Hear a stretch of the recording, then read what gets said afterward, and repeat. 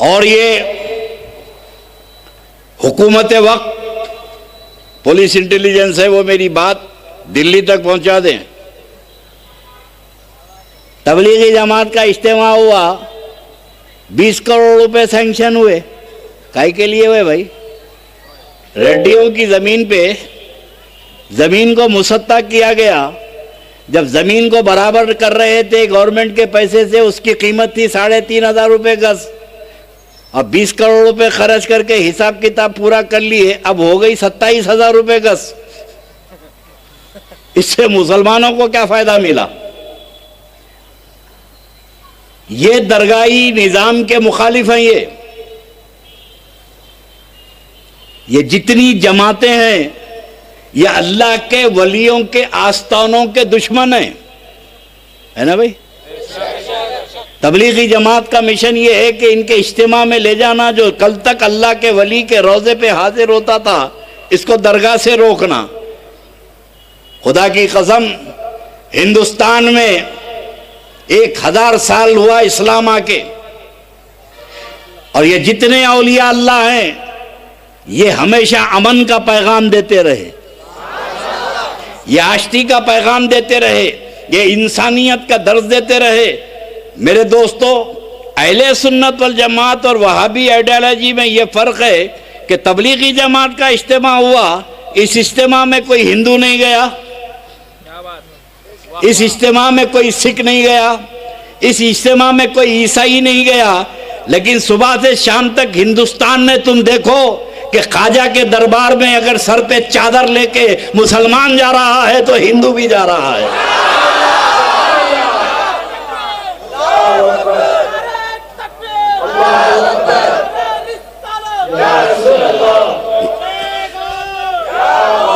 ये हिंदुस्तान में अमन का पैगाम बुजुर्गों के दर से मिलता है, आस्थानों से मिलता है। और जितनी देर एक हिंदू सिख ईसाई दरगाह बाबा शरफुद्दीन यूसुफ शरीफ साहब के पास, खुदा की कसम, बाहर खड़े रह के तो घूर लेते होंगे एक दूसरे को, लेकिन जब आस्थाने पे पहुंचते हैं तो मुसलमान की भी नजर झुकी हुई होती है, हिंदू की भी नजर झुकी हुई होती है। ना ये इसको धक्का लगाता ना वो इसको धक्का लगाता। थोड़ी देर तक ये भूल जाता है कि मेरा धर्म क्या है, मेरा मजहब क्या है, बस यही याद रखता है कि मैं खुदा की मखलूक हूं, इंसान हूं। और यही दर्स तो आस्थानों पे दिया है। तो अब ये तबलीगी जमात, देवबंदी, जमीयतुल उलमा, ये दरगाहों के मुखालिफ हैं। ठीक है भाई, दरगाह को नहीं जाना, दरगाह को नहीं जाना, कब्रस्तान नहीं जाना, तो मसान गट्टी जाओ, हमको क्या लेना देना है। और मैं तो कहता हूं कि मरने के बाद इसको तो लाना भी नहीं चाहिए, क्योंकि मरने वाले का तो एहतराम होना ना भाई। जिंदगी भर कब्रस्तान की मुखालिफत करा, अब मरने के बाद क्यों ला रहे हैं इसको?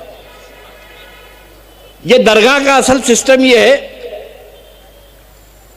कि हिंदुस्तान में जो औलिया अल्लाह है ये गलतफहमी का शिकार है आरएसएस, बीजेपी, बजरंग दल। वो समझते हैं कि हिंदुस्तान के राजाओं से, बादशाहों से, बाबर से, अकबर से, शाहजहां से हमारे को कोई इंटरेस्ट है। किसको दिलचस्पी है भाई? ना बाबर से है, ना अकबर से है, ना शाहजहां से, ना किसी रजवाड़े से, ना किसी राजा से, ना किसी हिंदुस्तान के बादशाह से। क्योंकि ये हिंदुस्तान के जितने मुगलिया सल्तनत के बादशाह थे उनको सिर्फ जमीन से मतलब था। वो तलवारों के जोर पर हिंदुस्तान की जमीन पर हुकूमत करे, और हम तो उन अल्लाह के वलियों के मानने वाले हैं जो चटाई पे बैठकर दिलों पे हुकूमत करे। ये जमीन को जीते, ख्वाजा ने दिलों को जीता है। किस वली के हाथ में तलवार है? बाबा शरफुद्दीन साहब 700 साल पहले आए, फौज लेकर आए थे, हाथ में तलवार थी। यूसुफ शरीफ साहब के हाथ में तलवार थी, बंदा नवाज के हाथ में तलवार थी, किसी अल्लाह के वली के हाथ में। आज से 30 साल पहले जो मैं बोला था G20 में, मोदी साहब को भी वही बोलना पड़ा। 30 साल पहले भी यहाँ तेरे पास कैसेट है ना मेरी, हाँ, वो उठा के क्लिप निकालो।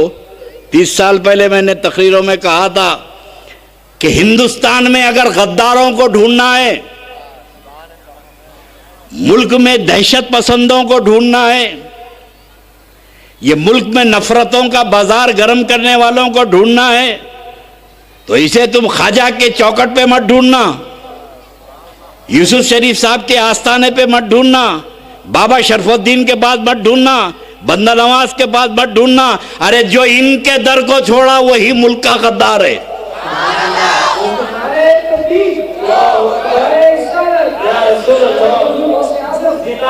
जिसके घर पे गौसे आजम का झंडा है वो हिंदुस्तान का गद्दार नहीं हो सकता। भाई झंडा गाड़ना इस बात की दलील है, जाना कहीं नहीं है, रहना यही है। भाई झंडा चढ़ा के हम झंडा चढ़ा के हम ऐलान कर रहे हैं कि हमको कहीं जाना ही नहीं है, हमने तो झंडे गाड़ दिए हैं। बोल, अरे जो गौस के झंडे का एहतराम नहीं करता वो तिरंगे का क्या करेगा? तो ये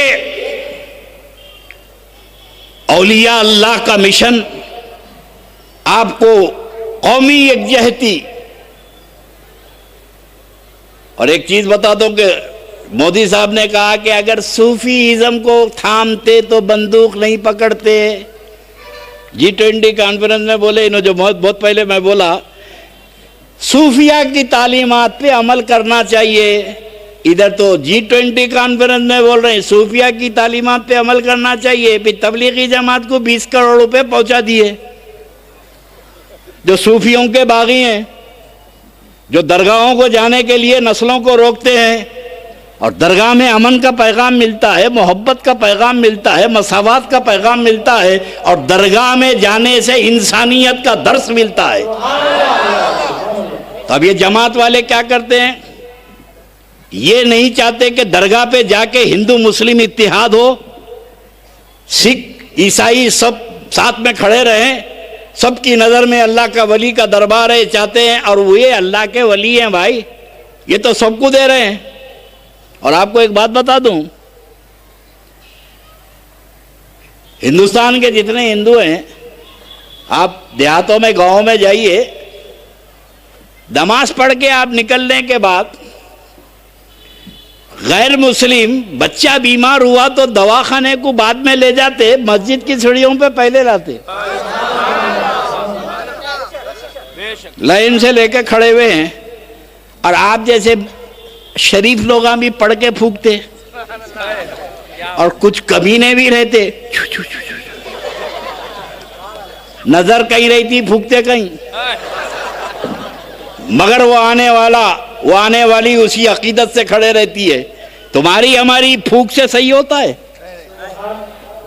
लेकिन ये भी एक फैक्ट है कि बच्चा बीमार होने से आने के बाद वो दवाखाने को बाद में जाता है, मस्जिद की सीढ़ी पे पहले आता है। ये बुजुर्गों की हिकमत है। अरे जिसको मस्जिद में लाना था ला चुके, और जिसको नहीं ला सके उसको सीढ़ियों तक पहुंचा दिए। ये इस्लाम तो हिकमतों से फैला है, इस्लाम हिकमतों से फैला है। बुजुर्गों ने दीन की दूर अंदेशी थी।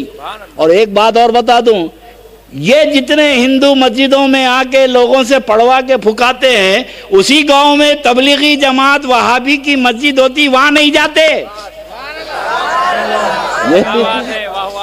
किसी बदअकीदा की मस्जिद के पास जाके पढ़ा के नहीं फुकाते। हिंदुस्तान के हिंदुओं को भी मालूम है कि अल्लाह इनकी दुआ कबूल नहीं करता है।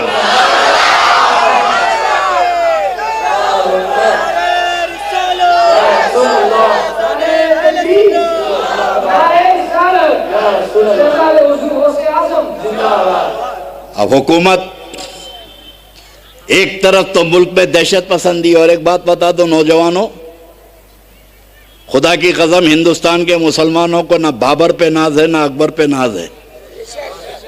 ये हिंदुस्तान के बादशाह तलवारों पे हुकूमत करे, इनके मकबरे अय्याशी के अड्डे बन गए। इनके मकबरे अय्याशी के अड्डे बन गए। और जो औलिया अल्लाह दिलों पर हुकूमत करे, उनके आस्थाने जो है अकीदत के मरकज बन गए।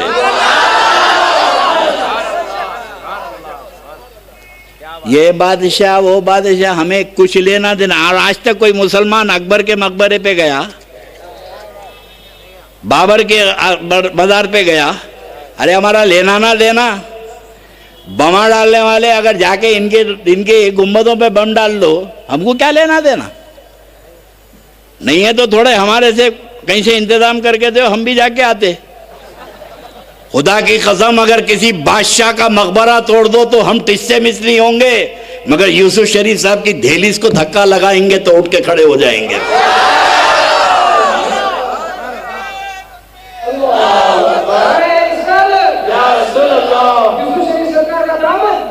ये औलिया अल्लाह का मिशन है।